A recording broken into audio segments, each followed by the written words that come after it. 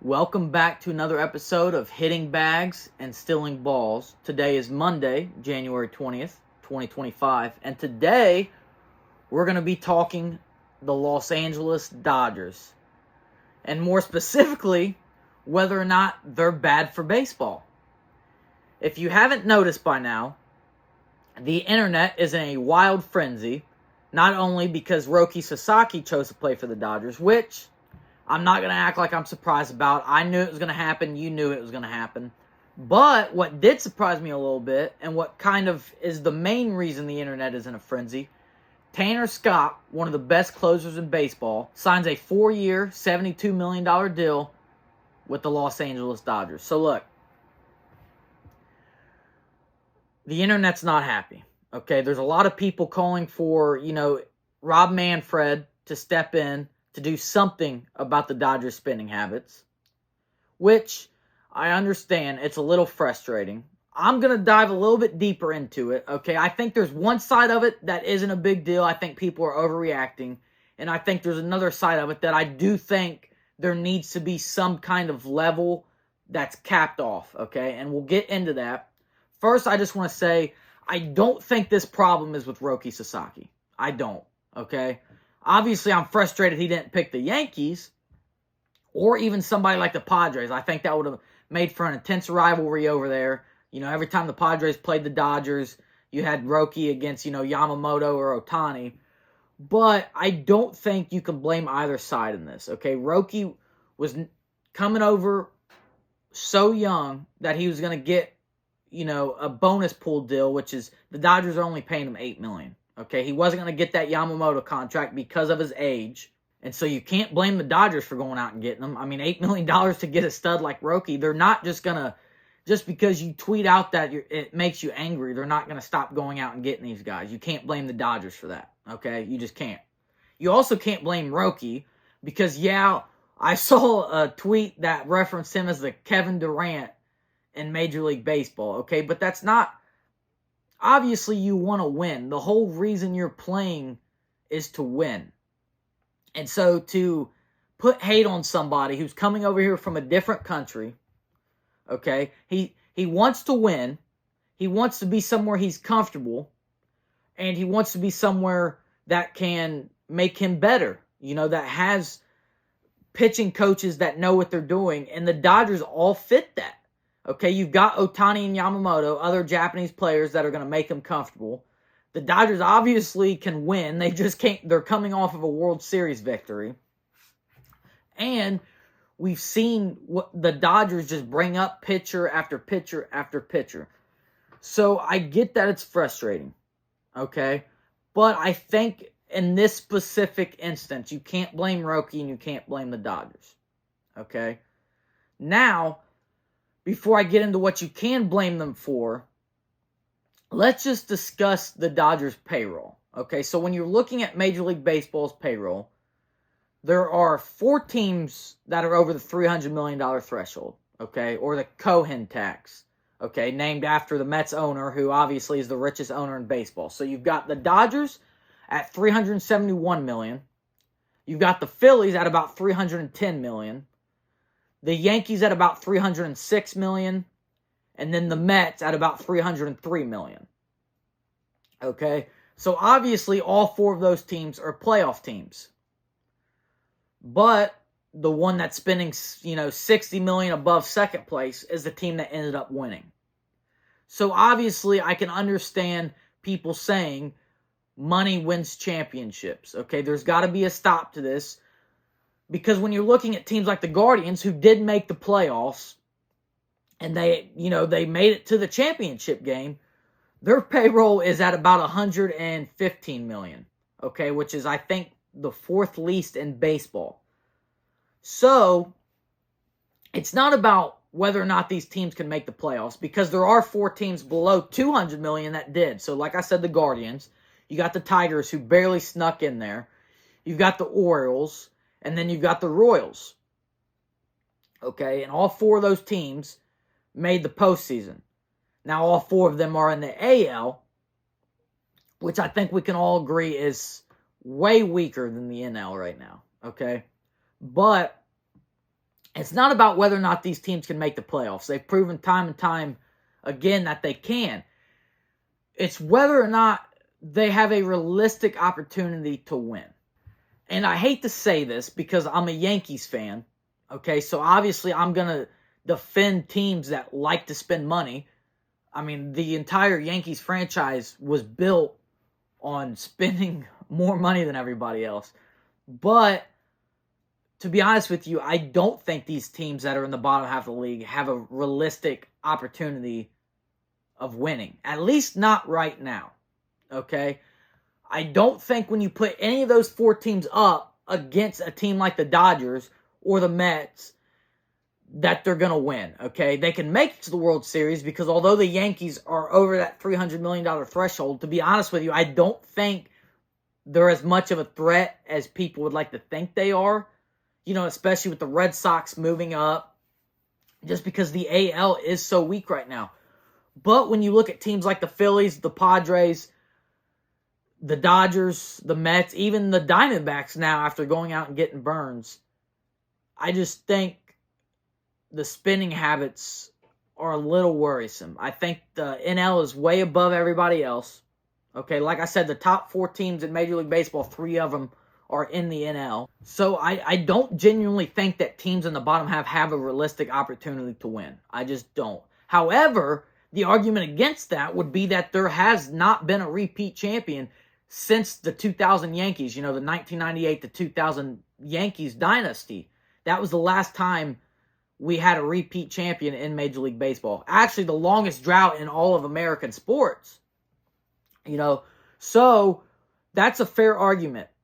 You know, even with some of the team spending habits, since 2000, there hasn't been a repeat champion. Now, the Dodgers' payroll is at $370 million, okay? And the outrageous thing is the Cohen tax is set at about $303, okay? Which means every dollar you go over $303 million gets taxed 80%, okay? So the Dodgers are at about $68 million that is getting taxed at 80% that they're spending on top of that, okay? That is outrageous. To have that type of money is just ridiculous, okay?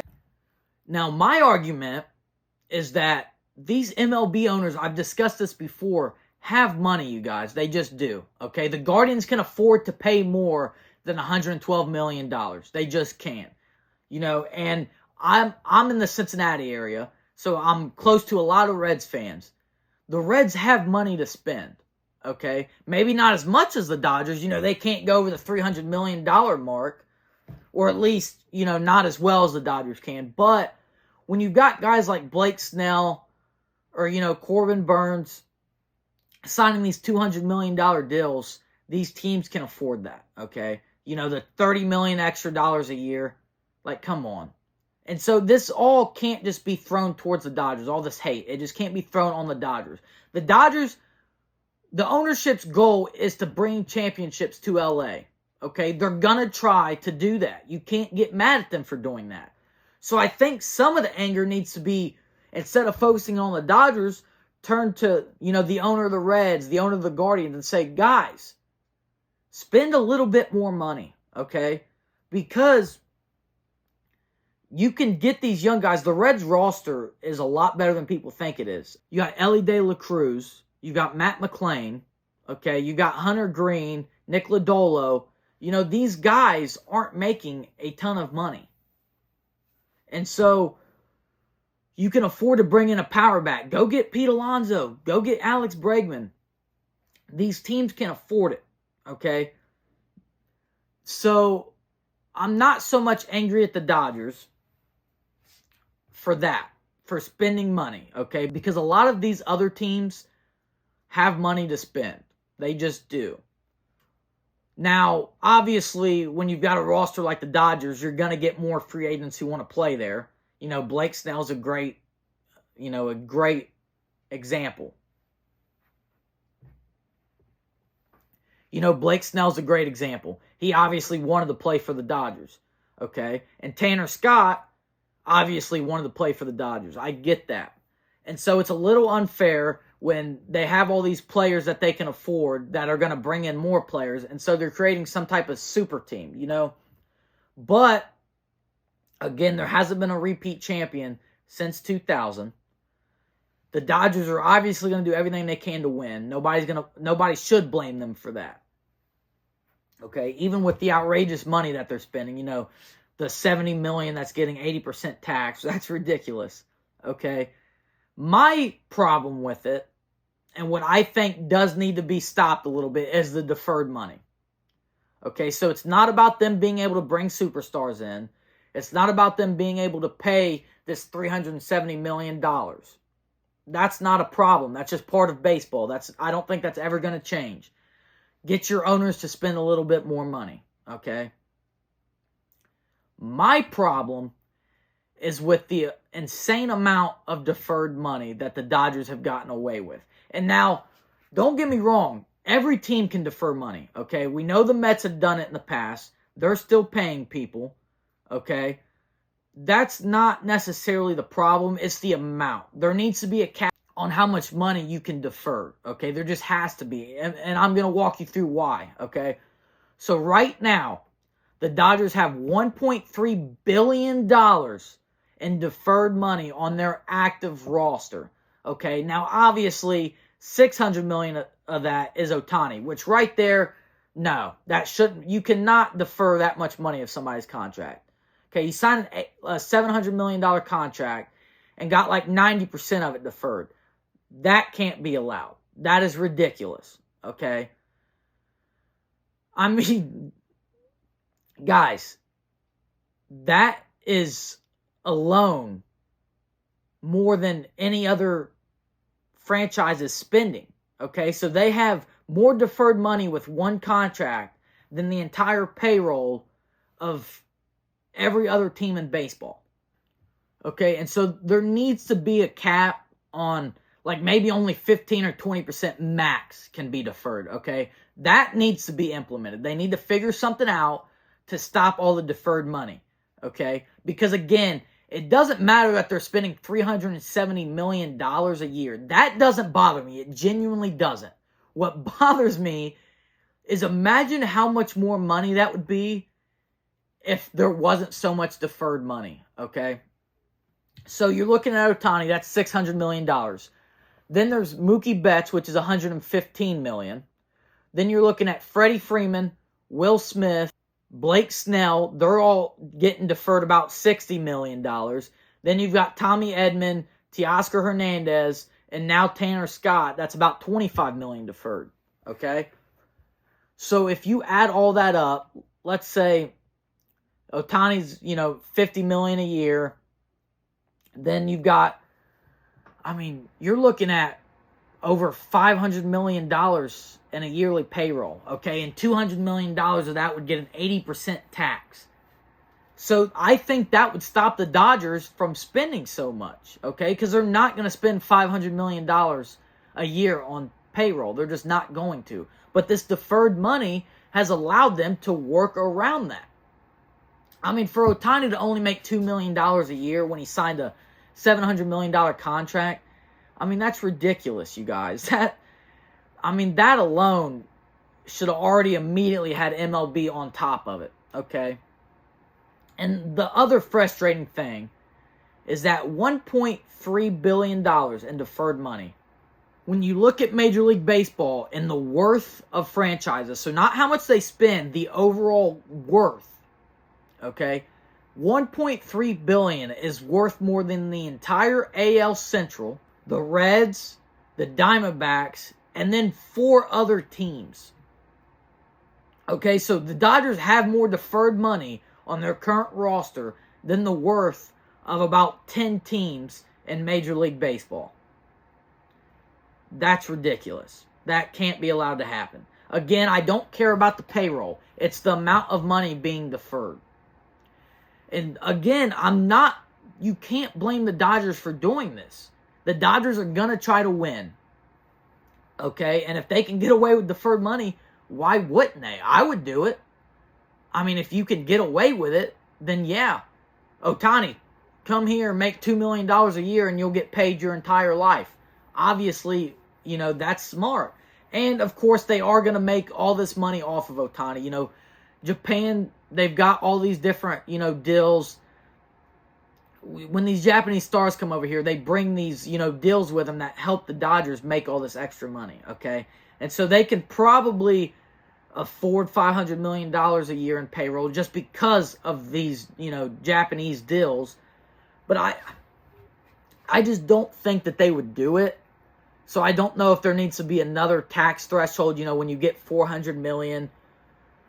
If there needs to be a spending, well, I do think there also needs to be a spending floor. I do think certain teams need to spend a certain amount of money, or, you get kicked out of the owner's box, dude, because to see the Guardians, who have built this playoff roster, but then they're trading away Jimenez, they traded away Naylor just to avoid paying guys. I mean, you're basically, how are you going to sell tickets that way? You know what I mean? And it's frustrating that baseball's become so lopsided, because I do think it has in a sense. But I'm just not really sure how you can do it fairly. Whether you put the cap on the deferred money, which I do think needs to happen. I think that's a good start. Whether you implement the spending floor, which I would also like to see, because I would like to see these teams spend more money. Whether it's just bringing back their stars or going out and bringing in more stars. But as far as the payroll itself, I'm okay with it. I'm okay with the Dodgers spending, $70 million more than second place. It's just about the deferred money, because they'd be spending another $200 million without that deferred money. And again, I don't blame the Dodgers. I don't blame any player for going there. If you're getting paid and you want to win, you're going to go to the Dodgers. So my anger is not towards the Dodgers or towards any of the players that go towards them. It's really not. My anger is towards Major League Baseball. I think they need to work to get something done. It's a trial and error. You're not going to fix one thing and it's going to be perfect. We've seen that, okay? But you need to try to make it to where these low market teams spend more. They can get more fans in. It's not just going to be a total Dodgers in the World Series every year, which, hey, until that happens, nobody can say that. Until the Dodgers go out and win the World Series, in 2025, nobody can say that. Now, if they do, there's a problem, okay? Because now the internet is not going to let up, okay? And if there's one thing I know about the internet, they are ruthless. Obviously, the Dodgers shouldn't care about that, but Major League Baseball, if the ticket sales for these low-market teams hit an all-time low, that's a problem. You have to keep selling tickets for baseball to continue to be a great sport. For these teams, the revenue is a big part of the spending habits. The Twins aren't going to spend $200 million if they sell $100 million in tickets. You know what I mean? It's just not going to happen. I don't think it's right, because these owners obviously have enough money, but I get it. Which is another big reason the Dodgers can afford to spend this money, is the revenue they're getting in from ticket sales, from the Japanese, deals that they're getting. But you need to start somewhere. Try to cap off the deferred money. Try to get a spending floor. And really, I don't want baseball to get to where it's so lopsided. And so I urge, even if you're a fan of the Reds, a fan of the Twins, go to games, man. I mean, these teams still make the playoffs. They're still competitive. Just hope that Major League Baseball can step in and kind of do something soon. But overall, not mad at the Dodgers, not mad at these players. I'm just looking forward to seeing what Major League Baseball does do. And look, if you disagree with me, I'd love to hear your thoughts, okay? I love talking baseball. Most of the people I've talked to agree with me that it is getting a little bit outrageous. And I obviously understand both sides, okay? That's basically what I've just mentioned this entire episode. But if you fully disagree, then I'd love to hear your thoughts. Comment. Obviously, if you're watching on YouTube, like and subscribe. I appreciate all the support. If you're listening on Spotify, give me that 5-star rating. Follow me on Spotify. I continue to appreciate all the support. I absolutely love talking baseball. And I understand the Dodgers are frustrating. I don't think the problem is with the Dodgers or with the players going there. You know, the Yankees spin, the Mets spin, the Phillies spin. I just think the deferred money needs to be looked at. Because if you've got more deferred money than the worth of 10 Major League Baseball teams, you know, that can't be allowed. I don't know what necessarily you can do to fix it, but they need to at least try, I think. And, you know, that pretty much sums up my feelings towards baseball right now, towards the Dodgers and their spending habits, you know. So, again, if you disagree, let me know. If you agree, let me know. Just, you know, continue to talk with me about baseball. I love it. And thank you guys again for tuning in. I'll have another episode soon out about, you know, one player from each Major League Baseball team that you need to keep an eye on. I'm excited to do that. There's some really good names that I think are, you know, flying under the radar. But just thank you again, guys. Stay tuned.